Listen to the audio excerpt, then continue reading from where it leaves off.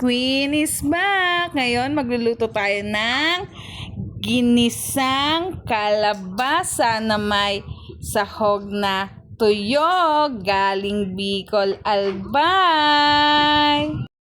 Arat na, simulan na natin ang paghihiwa ng kalabasa. Let's go!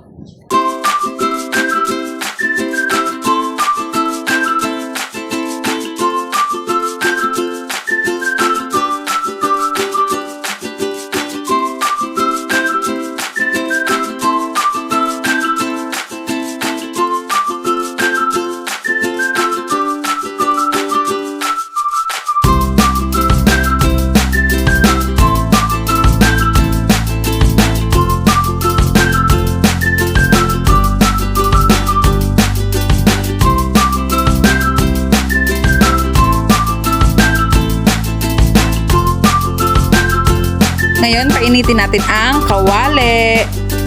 Okay guys, lagyan na po natin ng mantika.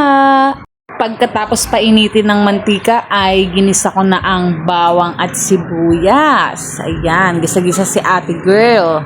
At sinunod na nga ang kalabasa pagkatapos gisahin ang sibuyas at bawang. Oh, shala!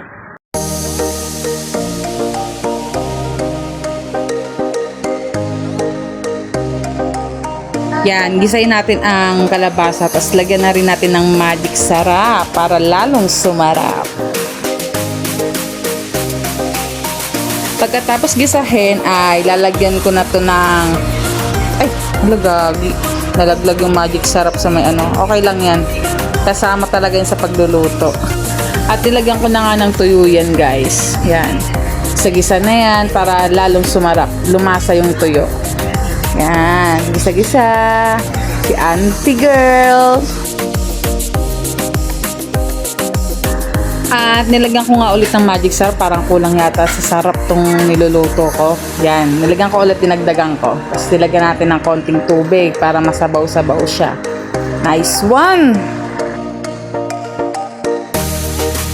At malapit na nga po pala siyang maluto. At ito na yung finished product. Sarap niyan, promise.